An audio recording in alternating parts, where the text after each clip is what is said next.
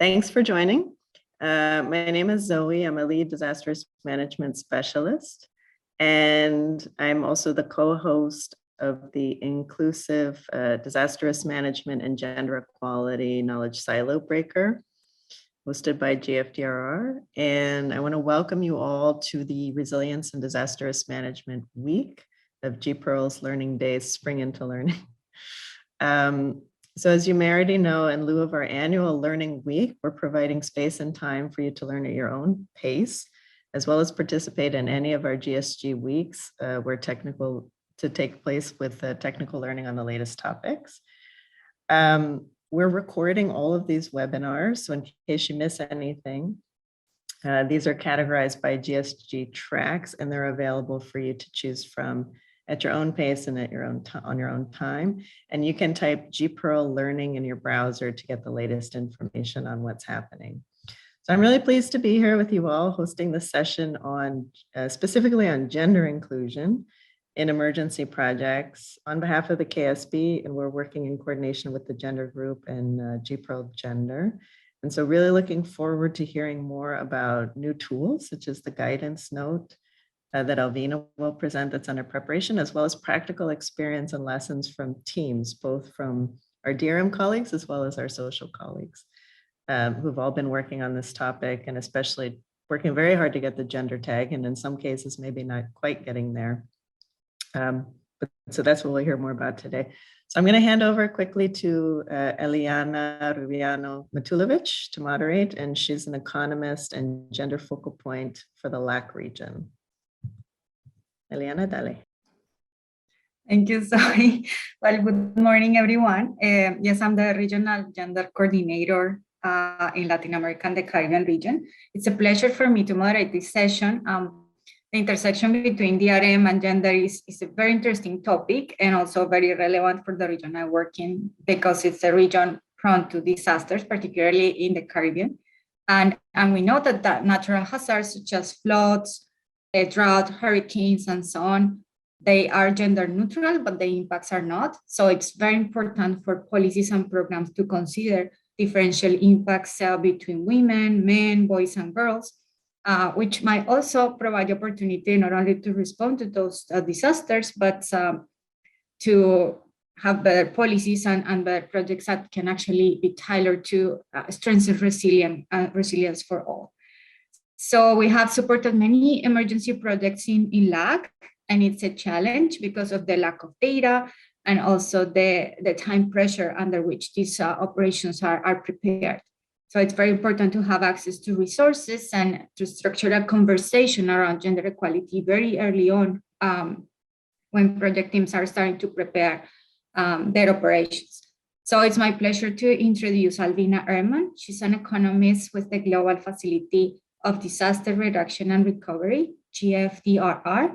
Alvina will present her assessment on how emergency operations are responding to natural disasters and also how they are responding with respect to the gender tag.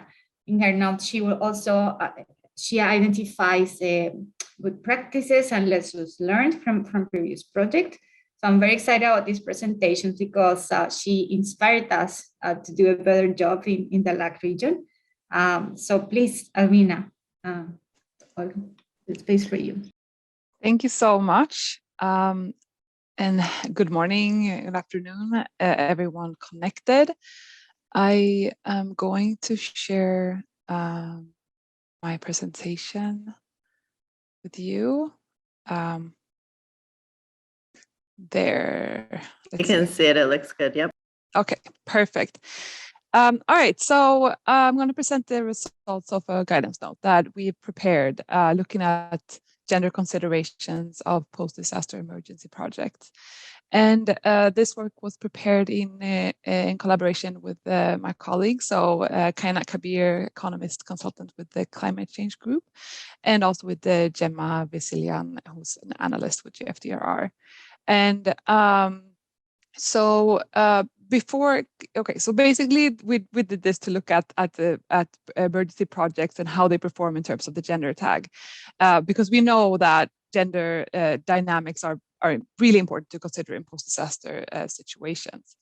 And we also wanted to see, can we capture some lessons learned from previous projects in a systematic way, and come up with some useful recommendations for teams that they can use early on in project preparation, since support is really important for emergency projects because of the time constraint that they're prepared under.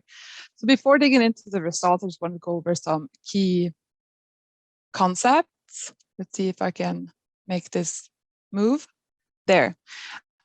So as you probably all know, emergency projects are basically IPF operations that are prepared to respond to some sort of emergency, or prepared under, in particular contexts that are, conflict or really weak institutional context. So the emergency projects can respond to an area of different types of emergencies, but we are focusing in on the ones that respond to the impact of natural hazards. And what sets the emergency project apart from regular IPFs is that they're prepared faster. So they are, a lot of the some of the aspects of the project are you don't have to do them before board approval, such as the environmental and social safeguards, etc. So that's what sets them apart. The time constraint, but also in terms of the post-disaster emergency project, you're also preparing them in a context that has experienced a shock. So that's also something that makes them different. And the gender tag has been applied as a corporate commitment since corporate requirement since 2017. It's applied by the gender group, and it looks at three aspects. So whether the project has identified gender gaps, and in the project context, in the context of the project, and if the project has identified actions that will address those gender gaps, and whether the project use indicators that monitor the closing of gender gaps as well, and sets baselines and baseline a target for closing the gender gap. So those are important to keep in mind. So these are the questions that we asked as part of this guidance note.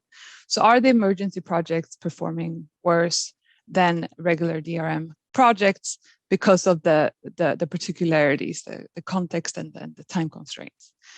And what does a typical disaster, post-disaster emergency project look like? What are they financing?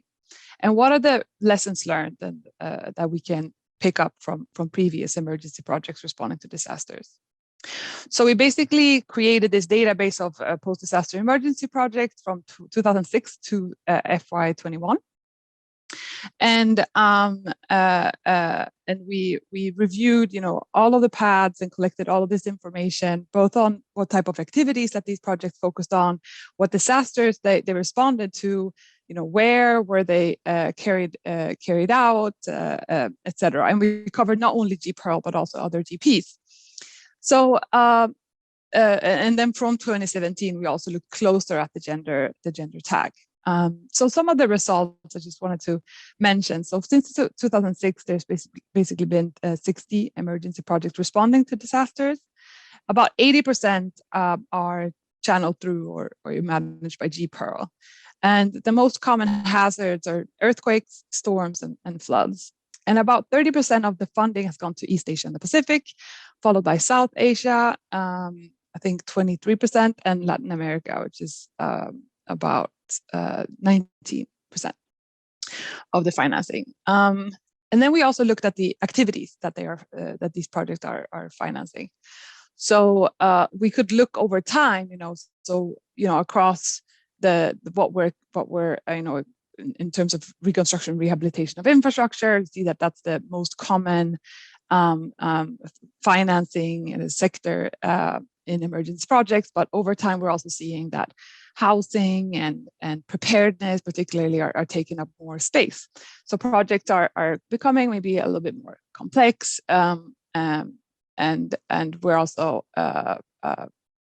looking at the gender assessment kind of by sector, that provides some insights on that as well. So let's look at the results in terms of the gender tag.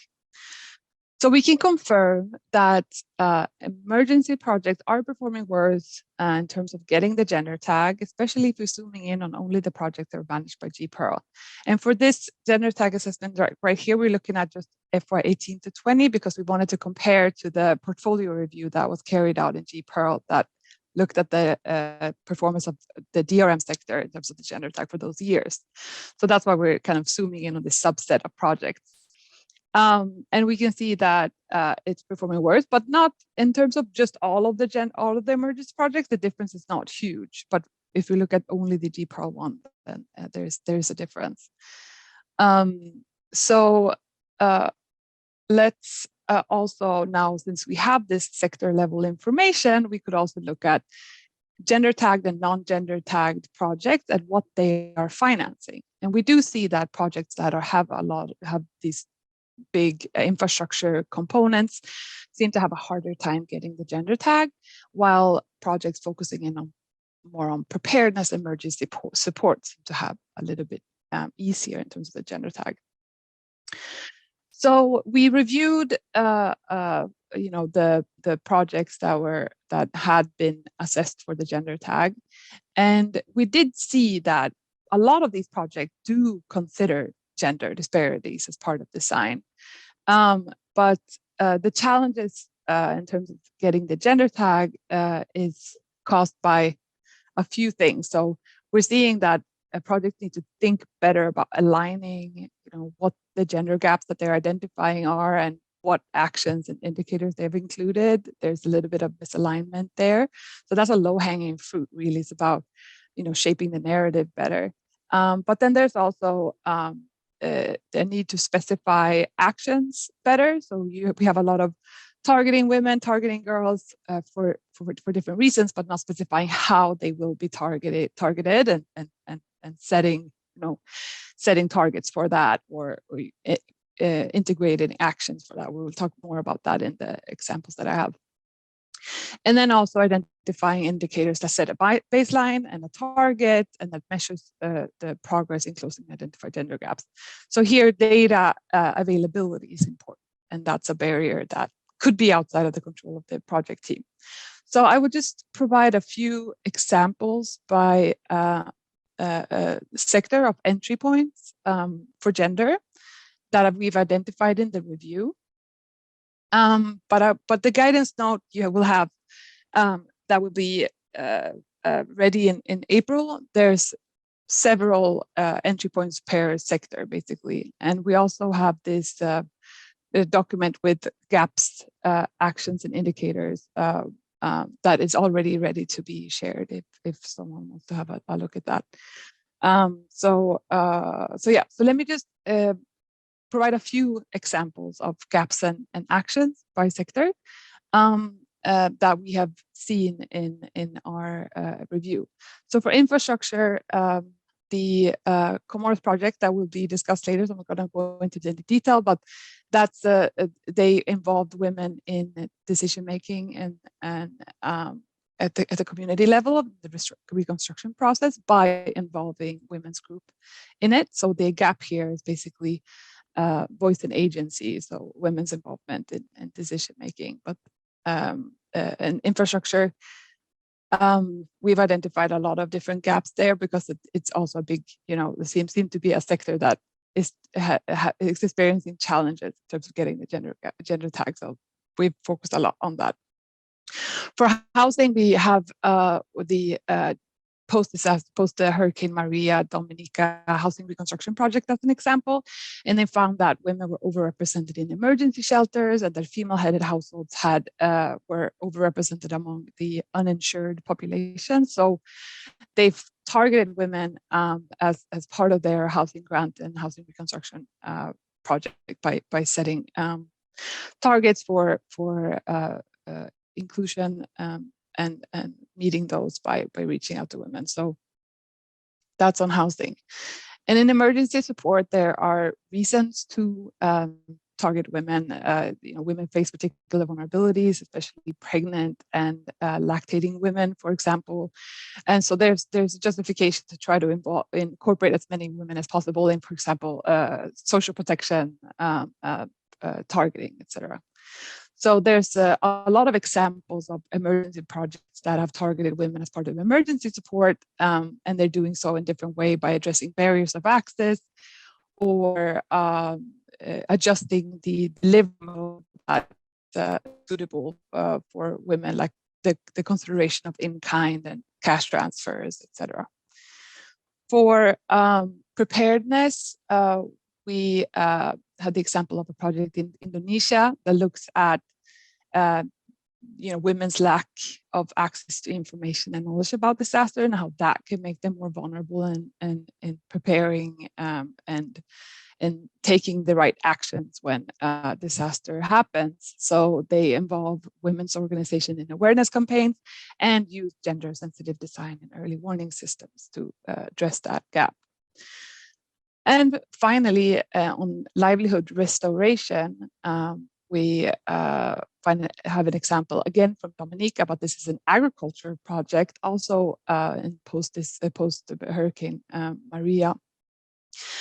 And they found that they find that women face barriers to access support and upgrading their use of technologies in agriculture. So they try to address these barriers of access to livelihood support, but providing the livelihood support itself, but then trying to find, create women-only spaces and provide childcare to try to get more women involved and help them access resources. So those are just examples of some of the gaps and actions that we reviewed and that we found, but we also have, as I mentioned, a lot of examples of entry points that we've collected. So I really would recommend teams to have a look at the note when it comes out. But just the overarching recommendations, we've mentioned it before, starting early and using these types of resources that are available to teams, the gender focal points, but also these kinds of guidance notes that are available. And then an important part that is outside of the control of the teams, but that recommendations that would go higher than that is that when the PDNA is gender mainstream and have gender considerations, the emergency projects are more likely to consider gender. So trying to mainstream gender in the PDNA methodology is really important. And then also try to ramp up data collection in the DRM sector as a whole in non-disaster times to try to improve access to the data needed in disaster times to design projects are important recommendations. So we will publish the guidance note in April, but as I mentioned, this kind of list of entry points per sector is already available for anyone who's interested. So we'll try to share this with the participants as well. So that's it from me.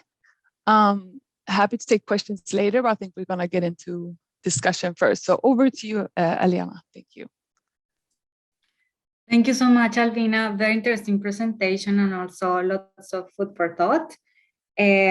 Useful ideas for project design and how to integrate gender very early on, which takes us to the second part of the session, which is basically a panel with project teams. Specifically, we have invited TTS and social specialists of 3 DRM operations. So let me introduce them.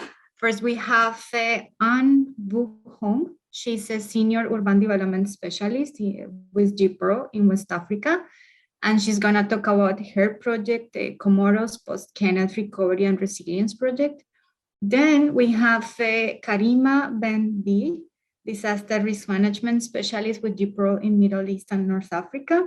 And Dario Zanardi, who's a social development specialist with the Office of the Regional VP in Eastern and Southern Africa. And they will talk about the Beirut housing rehabilitation and cultural and creative industry recovery. And finally, we have Luis Rolando Duran Vargas, who's a senior disaster risk management specialist in GPRO in LAC, and Norman Russell Howard Taylor, who's a senior social development specialist with SSI in LAC as well. And they will talk about the Nicaragua Hurricanes ETA and IOTA Emergency Response Project. So I'm gonna ask to Anne, and then Karima, and then Luis Rolando in that order to present their projects and to tell us a little bit about the objectives and whether they got the gender tag or not. And each of you will have 5 minutes for this part of the session. So thank you so much.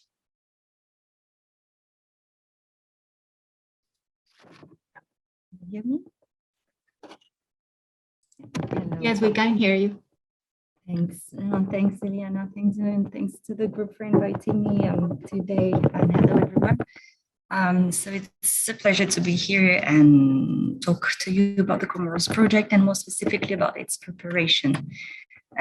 So Comoros, where is it? What is it? It's a small volcanic archipelago of islands located in the Indian Ocean between Madagascar and Mozambique. It's 800,000 people. It's independent since 75, but endured more than 20 coups since then. So it's an FCV country. And of course, it's Ben, sorry, Yeah. sorry to interrupt. It's really hard to hear you and there's some bumping noise. I don't know what's going on.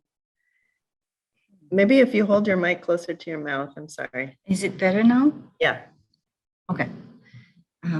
So yeah, I was saying that the Comoros is highly exposed to natural hazards, including tsunamis, floods, drought, seismic and volcanic activity. We often hear more about Mozambique and Madagascar being affected by the cyclonic season. They're bigger and they kind of protect the Comoros, they act like shields, but in 2019, Cyclone Kenneth didn't spare the Comoros. It was one of the most, if not the most devastating cyclones in history in the country. So we had more than 40% of people affected, 185 million damages and loss, mainly in the housing sector, agriculture, transport, infrastructure. So in more illustrative terms, that meant close to 350,000 people affected, with more than half of them in need of humanitarian aid. 12,000 homes affected, the same number for losses of livestock and disruption causing major roads, airport, port access. So in total, there was $277 million of needs in recovery and reconstruction. So in this context, the bank support was critical. We mobilized close to 100 million, including from our sister institution, the IMF. We are reallocated within the existing IDA portfolio the money. And we reached out to the crisis response window that released 45 million that was dedicated to the emergency recovery project. So we decided with the government to dedicate this 45 million to the housing sector, to coastal resilience, to infrastructure rehabilitation, and to strengthening the RM. We had no engagement prior to this ERL, and all of a sudden, with this operation, we became the largest project in the portfolio and also the largest donor active in the sector of urban and DRM in the Comoros. And I want to stop here to say that I think this was because of course, the convening and the capacity to convene and coordinate the different efforts towards the government needs, our capacity to tackle multi-sector and complex issues, bringing in all the best practices and guided by our strong corporate requirements. And that's when I come to the gender tag. So did we receive it? Yes. So experience shows, as Alvina was explaining, that the vulnerability of women tend to increase the disaster in post-disaster situation, with losses of homes, We're hearing some, sorry, we're hearing some again, like bumping noise. I don't know what it is. Sorry. Is this better if I hold the, is it a bit better? Now it's better, yeah. Okay. So yes, I'll wrap up quickly. So I wanted to say that so we came in with these general, knowledge and fact findings, but when we were there and going to the communities and talking to everyone, so we learned about the matriarchal system, which is very specific to the Comoros. It's when men join the wife's home after marriage. We saw also the very active role of women in community-driven recovery initiatives. And so seeing all these existing strengths and gaps, and we saw the potential to work on them and make a difference. So project went to the board with the gender tag and gives more specific example of why I think it was successful. And I'll stop here. And also I just say that I did pass the flame a year later in implementation to my colleagues Isabel and Gael, who are in the room, I believe. Thank you. Thank you so much, Van, for the description of your project. We have some questions for you in the third part of the session. But for now, let me introduce Karima Benbi, who is gonna talk about the project in Lebanon. Karima, over to you. Hi, everybody. Can you hear me? Perfect. Great. So my name is Karima Benbi. I'm a disaster risk management specialist focusing on the Middle East and North Africa. And I'd like to talk today about the Beirut housing and rehabilitation and creative and cultural industries recovery project, which is a small project that we have prepared following the Port of Beirut explosion in 2020. So the Port of Beirut explosion is not really a disaster caused by a natural hazard, but it was definitely a big disaster that displaced around 300,000 individuals in the city of Beirut. Major destruction to homes, businesses, infrastructure, and a large disruption to the economic activity of the country as a whole. It has come in the heel of a pre-existing economic and financial crisis in the country. In addition to the compounded shock of COVID-19. So this was a bit the backdrop against which we have started preparing this project. As I said, the two major sectors that have been affected by this explosion, aside from the port itself, were housing and the creative and cultural industries sector. A lot of the kind of the houses that were affected were low-income housing units. So it's a very dense urban area with a huge sedimentation of historical buildings to buildings that are more or less more contemporary.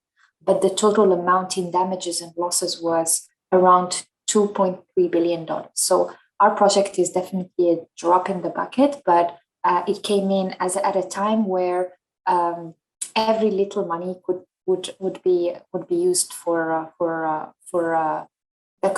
the rehabilitation and the reconstruction was most welcome, especially given that in the context in which we operate, really a larger bank involvement was not really possible. So following the rapid damage and needs assessment, the World Bank set up a multi-donor trust fund, which is the funding source for this operation. So the project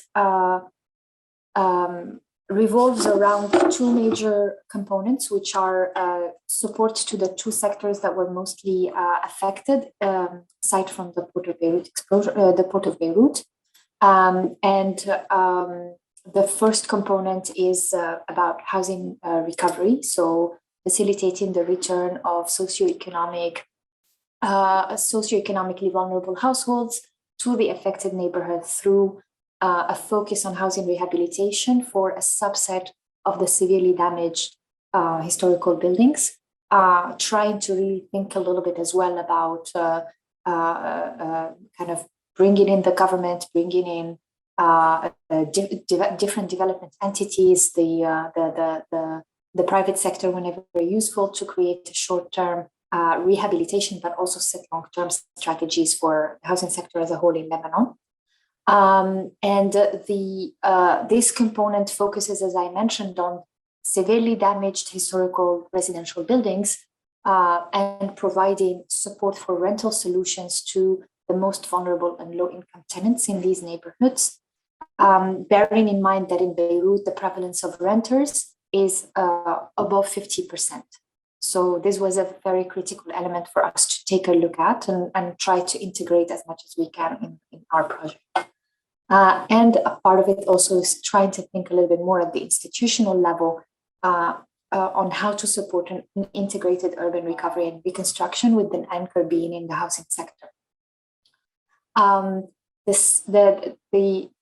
We had, because of the limited amount of funding, we had to set up a very, very strict eligibility selection framework and a clear criteria to prioritize which buildings and who will get support.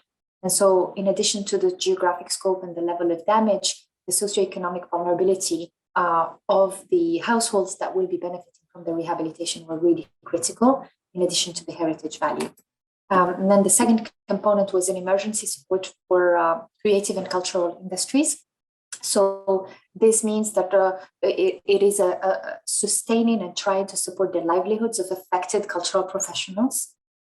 For those who don't know Beirut, Beirut is the Middle East's hub for culture and creative industry. So in addition to artisanal work, there is a large swath of cultural activities, from book productions to fashion to as well as gastronomy and others. So definitely this is one of the key sectors that drive the economy of the city. And so this component aims to create incentives for these cultural practitioners to continue staying in Beirut and in Lebanon instead of the mass exodus that we have witnessed because of the financial crisis, COVID, and the Port of Beirut explosion, but also try to instill a little bit of a continuation in the cultural scene in the city as a way of trying to kind of reignite the local economy. And these, the majority of this component is cultural production grants to be going straight to the professionals and practitioners that are low income, both formal and informal, and mainly focusing on non-businesses, so practitioners that do not have this formal aspect to their practice. This grant mechanism is building on the city's creativity and culture report that was developed by the World Bank, by GPERL and UNESCO. And the idea is to identify grants that will support neighborhood revitalization, economic development, and then the social cohesion and inclusion aspect, in addition to the technical vulnerability, of course. And the grants would cover things from crafts and artisanal work to visual arts, performing arts, literature, and press, as I said, as well as heritage and tourism circuits in the city. Maybe I'll just stop here and pass it to Dario to finish and kind of detail a little bit more the design of the project. Dario, over to you. Sorry, just one point, maybe 1 minute, so that we have time to hear from Rolando. Thank you. Thanks, Karima. I will be very quick. No, maybe just to emphasize, to build on what Karima said, that really the inclusion really drove the project design stage, and this was possible thanks to basically built on available already existing data sets and bringing on board our colleagues from the gender team, and I myself a social development specialist and work specifically on the CCI. So we basically really look at the ecosystem in terms of for instance, livelihoods lost as a result of the Porto Beirut explosion, 3,500 livelihoods lost, and primarily the populations that were affected were women, the youth, and marginalized groups such as the refugee community and displaced people. And maybe just to quickly go through on component one also, there was a deep analysis on the profile of the neighborhoods affected, with the high prevalence, for instance, of renters that we know are more exposed to displacement.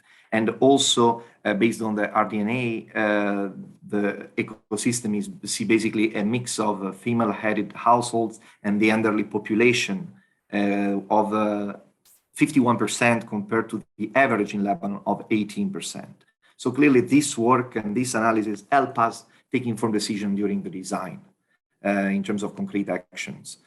Over. I hope I was quick enough.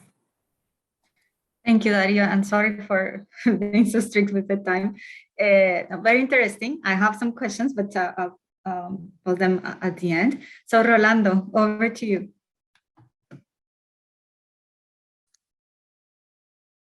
Good morning, everybody, or good afternoon, good evening. I'm going to talk about the emergency response project in Nicaragua. Maybe you can remember that in 2020, we had an unusual situation in Central America. Hurricanes are not unusual, they are usual, but the impact of two Category 5 hurricanes with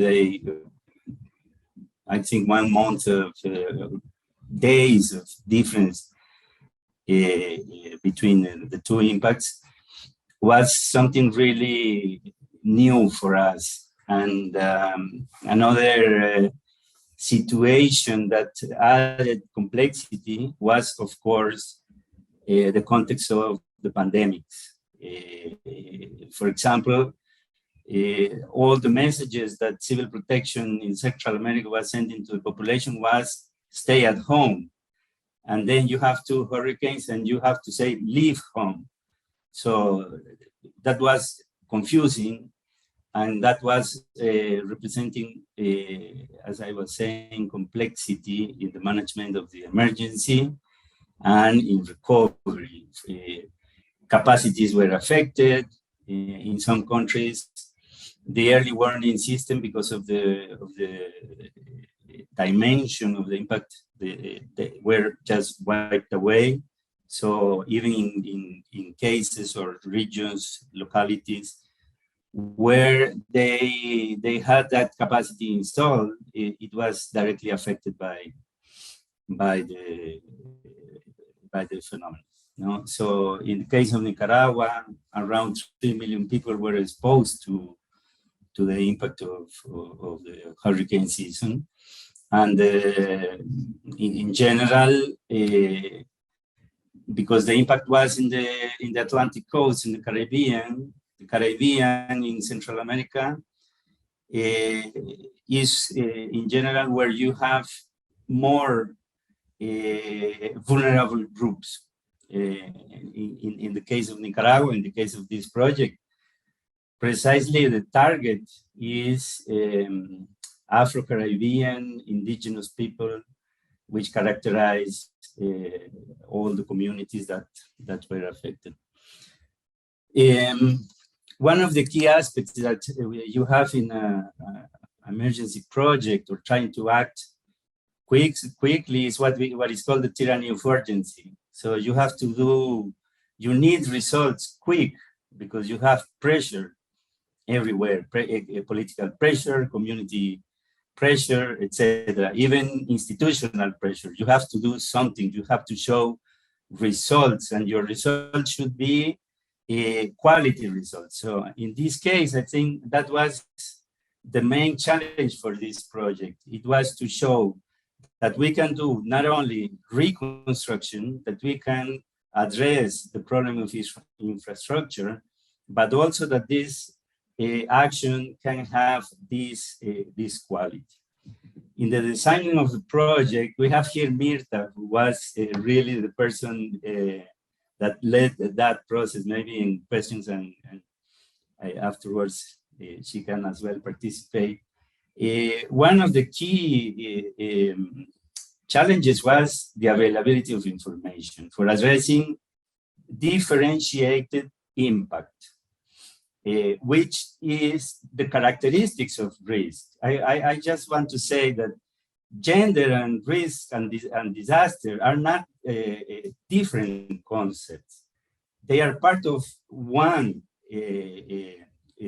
construction, social construction. So gender is a key element of vulnerability, and it's a key element of impact. So how to address vulnerability reduction and disaster management without having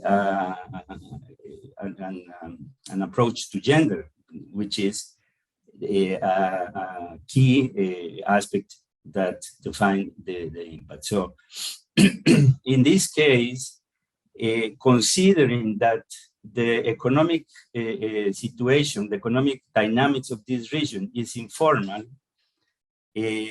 approaching livelihoods was key.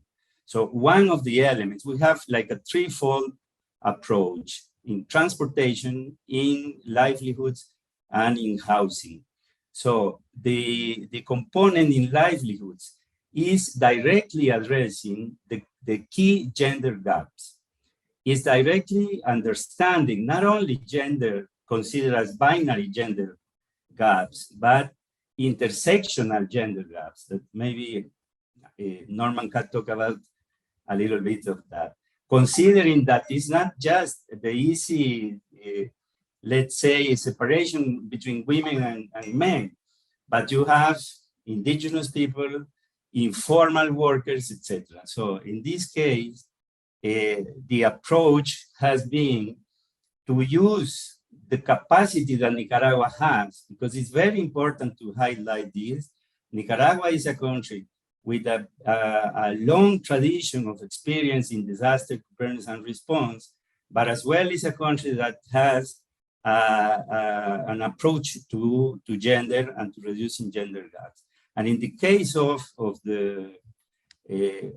livelihoods and fishery, they have, I'm just going to read the objective of the plan they have, which is promoting capacity of development for women fisheries and improve the quality of life of artisanal fisher women in Nicaragua, based on self-management and gender approach in the development sustainable artisanal fishing activity.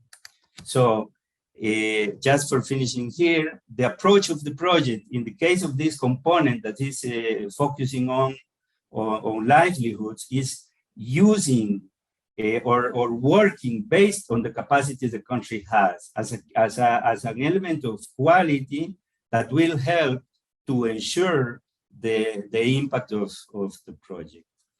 I don't know, Norman, if you have in a minute something to add. Sorry, I use more than my 5 minutes. Thank you, Rolando. And no, I think you mentioned everything. I just wanted to stress on the challenge that we had to work on the intersectionalities, as what you mentioned. No, for example, a woman is not just a woman, but that could be a woman with disability, an indigenous, or an Afro-descendant, even LGBTI group, and the more layers she would have, that would also pose that person to be much more discriminated and be less accessible to the benefits of the project. So I do think that we, and I don't want to throw flowers here to no one, but I think the project was we benefited very much to have a TTL on board that was Mirta, that we didn't have to buy her into this. She was really on top of this, even pushing us, let's go forward with this. So I think the whole issue of the intersectionality, as you know, the PAD may not be the document to reflect all of this, but I just want to mention also instruments like the project operational manual and the environmental social instruments like the environmental and social management framework. These are instruments that are really giving us the detail how we're going to go into this. For example, how not to just look at women as in the chain value where they're in the processing aspect, but also they're owners of boats and things like that. So we are making sure we don't leave them out when we're looking at these different type of aspect of the chain value. So just there, and thank you for inviting me. I know this was short. Well, thank you so much, Norman, Rolando, and everyone for those descriptions. I have a couple of questions. So in this third part of the session, I would like to pose those questions to each project team and hopefully hear from both the TTL and the social specialist. We are running like a little bit late with the time, but I'm hoping we can get to this question. So I'm gonna switch here a little bit the order because I already have Rolando and Norman. So the first question I have is whether you got the gender tag or not. I'm curious, I don't remember. But also, I mean, you already started talking about the main challenges you face to incorporate gender and inclusion in the project design, right? So Rolando, you mentioned lack of information, and Norman also referred to a couple of other things. But so yeah, I would like to know if you have any other thoughts on those challenges you faced, so that we as gender specialists and also other people working in emergency projects can actually help tackling those issues. So yeah, over to you, Rolando and Norman, and then I'll move to the questions for the other teams. Thank you. Thank you. No, the project didn't have the gender tag. And I think the key challenges are in implementation. The project has been designed. We are in the finalizing the environmental and social instruments, etc. But I think this is something related to the concept of this type of projects, because as you were saying, it's an IPF. It means it is quickly approved, but you have to develop all the processes. And in this case, the government has hired UNOPS for the implementation. So it's also like three parties. So for me, and Norman was also highlighting this, I think it's important to have instruments available, instruments ready for being used. One of the key problems we have in emergency response and then in recovery is that big studies or analysis and so on are generally not useful, because you have to go through a 100 pages document for finding one phrase or one key instruments, etc., because you have to work very fast. And well, this is for the design. And now I think it is key to start. It is really key as well to ensure that all the activity we are going to finance and to support will be resilient as well. Resilience of the recovery is for me one of the key challenges. And one, just to say that the lack of a baseline was really crucial, even for having the gender tag, because this is a project, I would say this is a gender project. So you can see it everywhere in the path, but for some technicalities, the gender tag was not approved. Thank you, Rolando. No, that's very useful, and point well taken about the instruments, things that are ready to use for project teams. So let me turn now to Van, and I have the following question. So can you actually talk a little bit about good practices of incorporating gender and inclusion considerations that you felt worked in your project and what made them successful? Yeah, thanks, Eliana. So as I briefly mentioned a bit earlier, so we had some, when we came in, we had some basic and general knowledge of the good practices and lessons learned. And then we spent a lot of time in the field. And I think what worked for the project was 4 things. One, of course, to do the bread and butter homework that we had to do, you know, our research of the literature review at the global and local scale, and going through all the good practices and lessons learned from other projects, especially small states, emergency projects, fragile states. So looking at all the analytical studies, gender diagnostic studies conducted in the Comoros. So that's the easy part. 2, I think what worked too was to consult and work with the other GPs, and especially health and social. So in our case, through the damage and loss assessment, of course, we were already coordinating different sectors, different stakeholders. And that meant that internally we were coordinating with different GPs. So we work closely with a lot of teams who were already involved there and had a long-standing engagement in the Comoros, but we particularly worked with social and health, trying to understand, you know, the broader gender issues, the depth of the issues, the systems in place, the existing or the missing data. And also make sure that we screened all the relevant institutions, NGOs or platforms, etc. The third point, and I think everyone touched upon this issue, is really to go from the generalities to the specific. So to be context specific, realistic, and pragmatic too. So what I mean is to focus the work on identifying the gaps between women and men in the specific sectors of intervention of the project. So what does this general finding of lack of women's participation in the local sphere or low economic empowerment mean in the context of housing and infrastructure sectors in the Comoros? And I won't go into too many details in 5 minutes here, but just a few examples. So, because in the housing reconstruction always comes with land titling, ownership claims, complicated issues that bear important gender dimensions.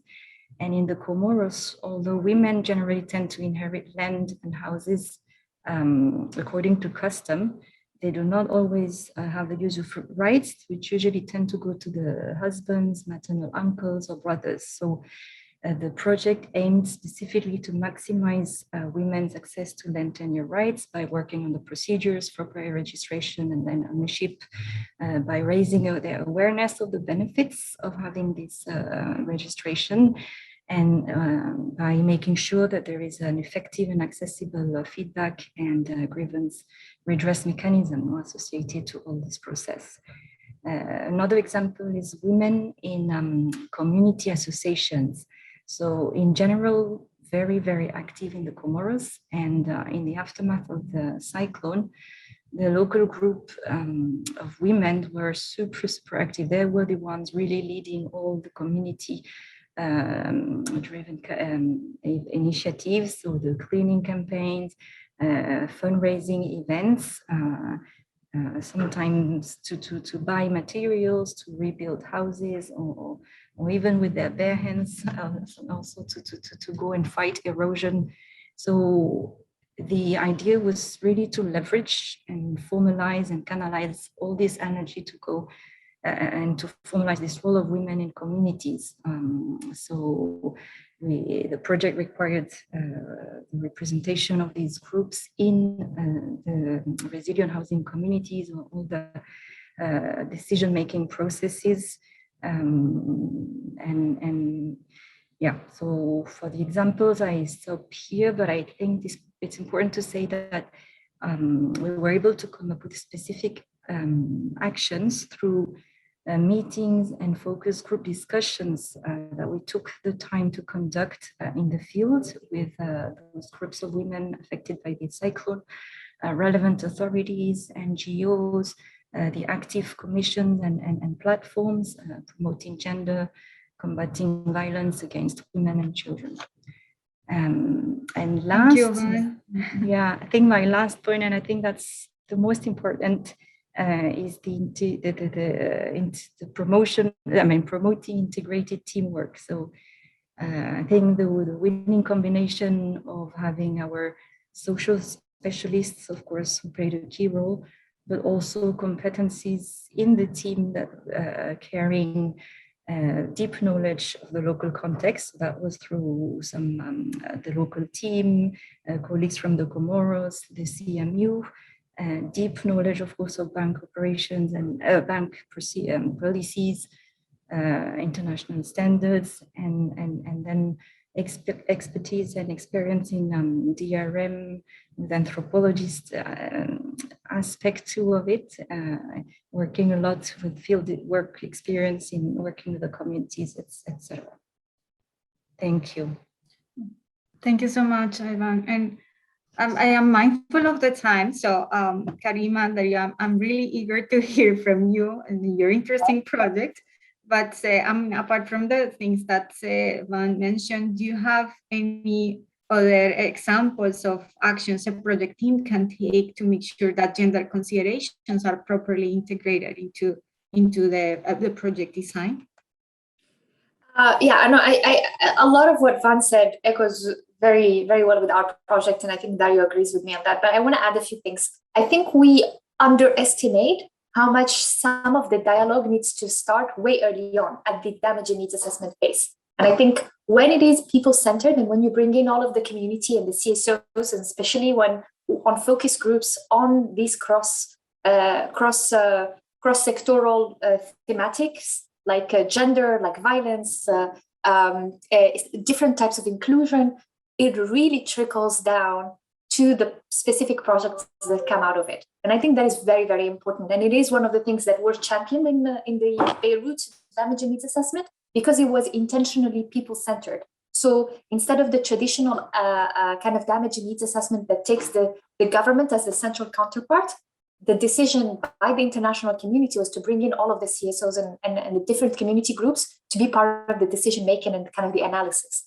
And that gave us a very, very granular understanding and appreciation of some of the key challenges that are happening in Beirut right after the explosion. So to me, that is something that is important, and we do not give it as much weight when we do our PDNAs, because it's a standard procedure. We do it really fast, and we kind of sometimes skip the analytical aspects and the consultations that are needed at the time. We built a very solid base with the CSOs and NGOs that were then moved towards the project. So the same groups of people that were involved in the RDNA started being included as part of the consultations in the project design itself, which was really important for us. The other thing is that usually ERPs or ERLs are often done in conjunction with an international community dialogue. It's often, when there is a disaster, there's always donors, there's international development partners that come in and are part of the conversation. And there's a strong leveraging that can be used from the donor side by the task team to kind of start having an open conversation about gender in the country, regardless of the gender tag and regardless of whether you have the gap or the data, but you really start having an honest conversation with the counterparts as to what are the real stakes and what are the real issues. And sometimes the donors, especially if they come in with money, can sway a little bit the conversation and help the task teams say, this is a key priority for us in the design. And for us in Beirut, that was very helpful because the government was very much interested in infrastructure, in rehabilitating historical buildings, regardless of the socioeconomic and intersectional vulnerabilities that come with the kind of the socioeconomic vulnerabilities that we're trying to take into account. So definitely that was one thing that I really wanted to bring in, but also use the ERLs as a starting point for policy shifts. I do understand that ERLs are not the ones that get the gender tag, and to a certain extent it is fine, but is it fair to just measure them against what they have achieved at the pad level, or rather, what is the policy shift that they started? So, for example, as part of the Beirut project, we are doing a reform support, because that's what we do in all of our disaster recovery framework. There is a reform aspect that comes to it. And a very small example is that now there is a real conversation about the rent law in Lebanon in general, aside from just Beirut. And the gender aspects and the inclusion are at the heart of it. So, but the ERL was the starting point, was the kind of the conversation opener. So I think we also need internally to shift a little bit the conversation towards what is the opportunity that ERPs can offer in terms of really having a meaningful conversation around gender aspects and inclusion in general. So maybe these are kind of few points that I'd like to add to the table, but I'm sure Dario has much smarter things to say. Go ahead. Thank you, Karima. No, I think that the other aspects actually resonated very well with what our colleagues referred to, in particular in terms of consultations. And I think in Beirut, we really consulted with the community, with the CSOs, and it was first on a bilateral, and then we organized actually workshops. So I think with all stakeholders operating, in the reconstruction and also on the recovery of the CCI. And I think this was very helpful to really understand issues of exclusion of specific groups of the community. And this helped a lot in terms of design. And clearly the involvement of Giacomo Palmisano, our gender person, that really help us identify already existing resources like the joint rapid gender analysis that was published in 2020 for Lebanon. So as Karima said, bring on board as early as possible people that are knowledgeable about the specific context that can help inform the design. And nothing else in terms of action, because it really resonated very well, and I'm fully in agreement with what our colleagues said. Thank you. Thank you. No, thank you so much, everyone, for taking the time to present your projects and answer these questions. I know we went over time, so apologies for that. But yes, I still would like to give the opportunity to someone who has maybe one question or something to ask before we wrap up. So feel free to unmute your microphones, and for those of you who can stay a couple more minutes more.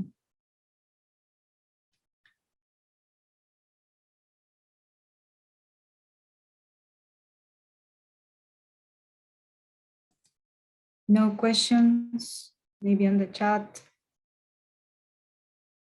Can I say maybe just a quick example? Yeah, please. Because Karima was actually pointing out the aspects of the socioeconomic vulnerability of the people residing in the affected neighborhoods. Another example was, the focus of the government on the CCI front was to actually, invest in fashion and like sectors of the culture and creative industries that we know of course, were impacted by the blast, but were doing overall well compared to the low-income cultural workers, compared to the informal sector workers that are very vibrant in Beirut, in particular, the crafts, as well as other cultural practitioners that work in the design, in the performing arts, in the street art sector. So clearly, the alliance with the donor community was also very important on that front to kind of sway and guide the dialogue with the government and push really for a focus on the most vulnerable, on the low-income cultural workers. I just wanted to add that because I think it's a good example. You really can have a strong impact then in terms of what you achieve with the project. Thank you, you. Dario. And and I think that worth also mentioning the conversations we've had with the different CSOs and business NGOs and communities that are not just from a gender aspect in the sense of man, woman, but there were conversation with the LGBTQI communities in Lebanon, the women in business, people with disabilities. But I think this is where having that kind of like a filter of socioeconomic vulnerability across the board of all of these different groups was very helpful to us to say, okay, there's a focus on these things. Go ahead. Palestinian refugees, Syrian refugees, domestic migrant workers. So the project really tried to hear and reach out to these groups to hear their constraints and the challenges. And this helped a lot, as Karima said. Thank you. Now to wrap up the session, and thank you so much, everyone. I would like to switch to Zoe. Please go ahead.